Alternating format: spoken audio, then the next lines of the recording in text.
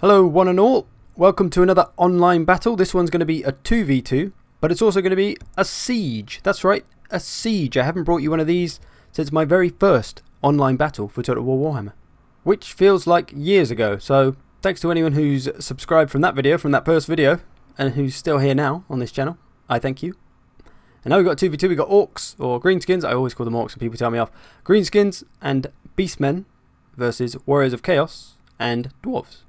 And this is the Karak Kadrin map, which in my opinion is maybe a little bit too small inside, but it looks freaking awesome from out here. The visuals are pretty sweet. And I think they may have changed the visuals in this underground stuff because it looks a bit better. It looks a bit darker. Like I always moaned before about how everything didn't have shadows, but now everything's dark. Maybe too dark. I can't even see the faces of my beautiful Orc Arrow boys, but oh well. So anyway, I've got 3 units of Arrow boys up on the walls, ready to deal damage to any incoming motherfuckers. Then I have some Black Orcs and some Orc boys waiting around to go up when they're needed. I also brought Grimgor Ironhide along to lead these troops. Got some Goblin Spearmen because I had the money left over. More Orc boys, Trolls. Got some Orc Biggins. They're guarding the gate with some Ungor Spearmen. And on my ally side, I also put a unit Black Orcs and some Orc boys just to help out my ally should he need them, because he is facing the Dwarves, who are pretty good against the Beastmen. But he does have Beast of Goreherd up here and some Goreherd. They're both high damage units, so they should do okay. Goreherd do lack any real armor piercing though. I also brought a Giant along, which is something you won't see me bring very often because I don't really like them, because they're a bit too big and they just take too much missile fire. They're too easily defeated. But in a siege I thought they might be okay, and they're great for smashing Dwarves in because they're such massive armor piercing damage. So I brought that for the Dwarves, and the same thing with the Trolls, I brought them for the Dwarves. Our Chaos opponent has brought a bunch of Chaos Marauders with great weapons, who are completely the wrong kind of infantry. We're fighting the Greenskins and the Beastmen because they're armor piercing, and neither of our factions really have a lot of armor on. So I don't think that guy has a clue already, but he has brought a shit ton of Dragon Ogres. So that's hard to deal with whoever's playing with them. So he's got some Shaggoth in there, he's got Kolek, he's got a bunch of armored Trolls as well, and some more Chaos Marauders there. So he's got some dangerous troops, and he's got a battering ram. He didn't bring many siege towers, which is just weird. The Dwarves have got Thane and Ungrim, a Runesmith, some Grudge Throwers, a bunch of Hammerers. These are going to be the tough thing to bring down. Then over on the far side, he's got Thunderers and Quarrelers, another Grudge Thrower, another Thane. So he's got 4 generals or heroes, and he's got a bunch of Longbeards in all his towers. So that's a pretty dangerous bunch of Dwarves if you ask me. They're starting to move up now. Let's get this underway. Full speed. I was kind of trying to prepare my Arrow boys to shoot at their towers, but they don't seem to be able to shoot at towers for some reason, do arrows. But the actual fort towers, or castle towers, whatever you want to call them, are firing like cannonballs, so they're explosive, doing a lot of damage, trying to stop some of their siege towers from reaching the walls. If we do, that's a pretty big victory.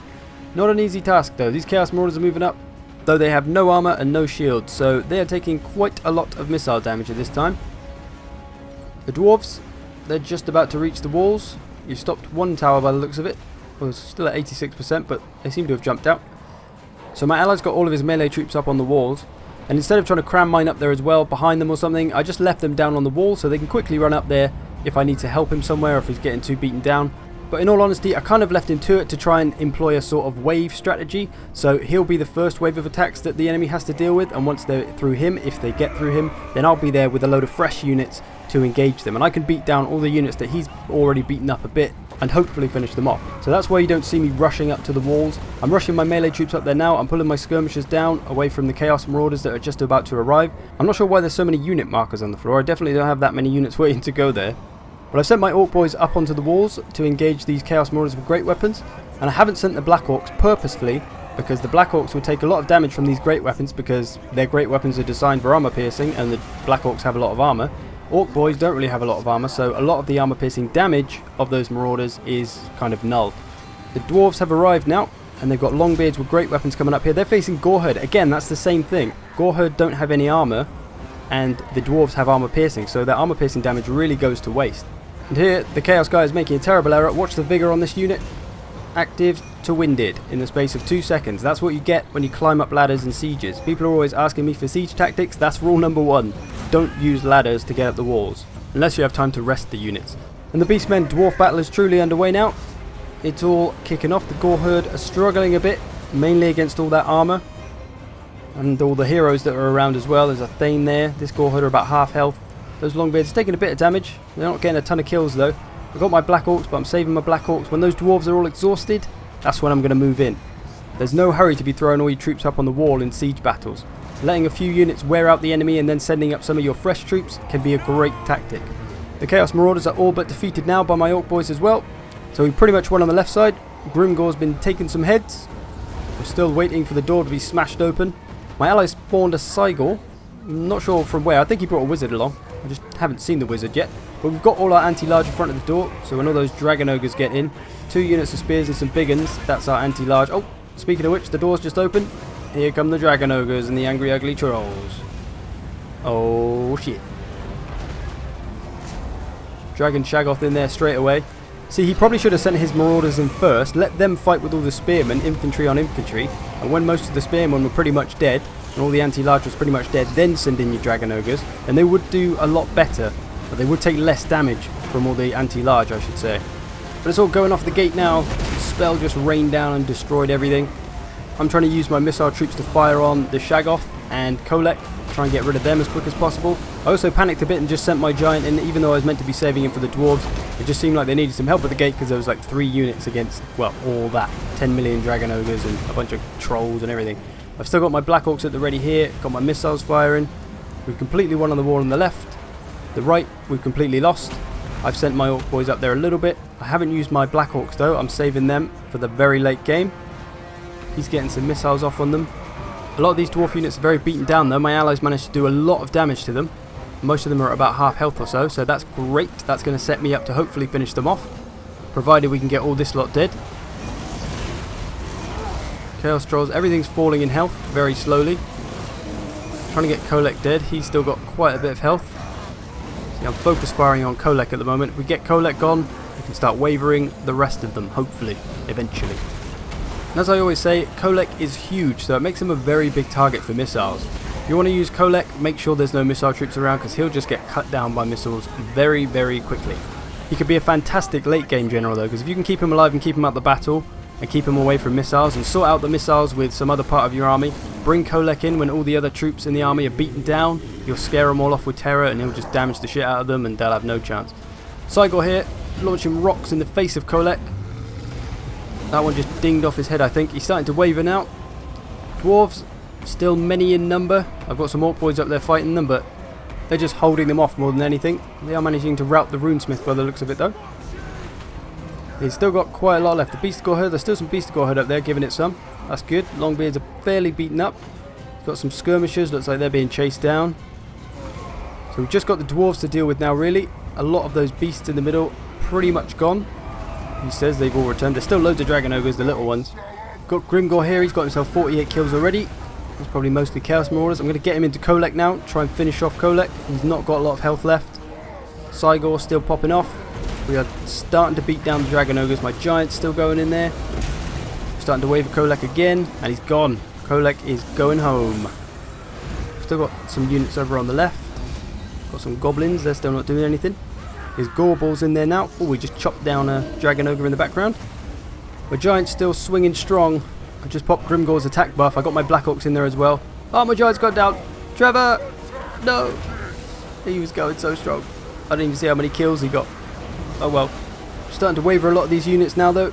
He's got his archers up above them. That's a pretty good spot. Shooting down on all the Dragon Ogres. Little risk of friendly fire. See if we can get a good view. One of them. Anyone? No, no one's giving us a good view. Abandon that idea.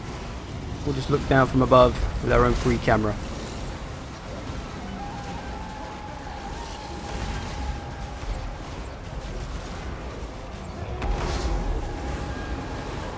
So still, these monsters are going strong. They're very hard to bring down. We really didn't bring enough anti-large. We didn't anticipate that someone was going to bring this many Dragon Ogres, but there you go. The Dwarves are coming up behind us now. Kazrak, the One Eye, is nearly dead. He's doing a runner by the looks of it. Although he's very casually strolling off. He doesn't look too fussed that he's about to die. There's a Thane coming. Ungrim Iron Fist here. It's starting to look a little bit bleak with all these Dwarves coming now. He's still got his Gorbal alive, and I've got my Black Orcs. Dragon Ogres have got into my other unit of Black Orcs. And my missiles, trying to pull my missiles back. So that's not great, but Black Orcs are pretty tough, so they should do okay. I've got some Orc boys back here. Kolek, I believe, has done a runner. I think he ran off the map earlier, so the Chaos General is completely gone. So that's going to affect their morale a lot. Just mainly the dwarves to deal with now. They've got some skirmishers back there firing. We've still got some skirmishers. I did put my orc boys on the wall before the skirmishers so that they could protect the skirmishers up above the gate, because that kept them safe, and they probably did a fair bit of damage, so I was trying to support my ally there. Black Orcs have just routed from all the dwarves though, so there's not a lot left. There's some hammerers still there. My only decent unit left is my Black Orcs, and they're taking missile fire. I've got some orc boys coming up, so we're running low on troops, and my ally has pretty much run out of troops other than his missile troops and his Cygor. I've got Grimgor up there who's taking a bit of a beating. I pulled him back out of the way. The dwarves are now starting to make a beeline for the Cygor. Going to try and take him down. Sending my orc boys over to try and support the Cygor. You see the Gorbol in the background just wiped out the Dragon Shaggoth. Fatality. That thing does not mess around.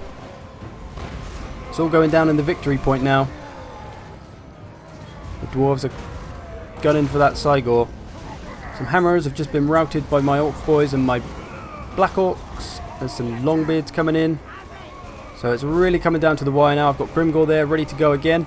I'm trying to decide what to do with Grimgor, because I can see over on the right, I can see Kazrak in there with the Dwarven generals, and he's not going to last very long. He's just run in there. I'm thinking if he dies, then everything of his is going to rout, and it's just going to be me versus the dwarves, which probably isn't good because they have quite a lot left and I don't. So I decided to send Grimgor in.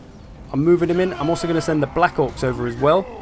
You can see Kazrak there, very little health. He's next to Ungrim Iron Fist and a Thane. So I decide it's time for a risky manoeuvre to try and save Kazrak. I send in Grimgor and the Black Orcs, leave the Orc boys fighting the Longbeards, and go for a real live or die moment. Charging up, this is it, for glory. I'm popping all of Grimgor's buffs, including the 58 melee attack buff, and that thing is a killer. All these units in the area now have 58 melee attack, and very quickly, Ungrim Iron Fist is no more. He's done. We've saved Kazrak. The Thane starts to rout now, and everything suddenly is looking pretty good. I thought there may have been a good chance there that both Kazrak and Grimgor could have gone down there, because the Thane and the Ungrim are pretty dangerous. But we managed to pull it off. The Cygor smashed some heads, my Black Orc smashed some heads, Grimgor smashed Ungrim's head. So we've defeated their generals. But it's not over yet. They've still got some units around, and some of my units are still wavering. So we're not out of the woods yet. So I decided to send all my units towards those skirmishers, just to try and start smashing them in. A fresh unit of Thunderers has just arrived. They've got no damage to them, but my Black Orcs don't give a shizzle. And I was mainly trying to keep these Thunderers from firing, because they will do some serious damage if I let them. Just charging everyone at them, trying to get them engaged, trying to do as much damage as I can. Then hopefully this will topple their leadership and send them packing. Getting very close though. Got some wavering goblins. Still a Thane around. He's starting to waver.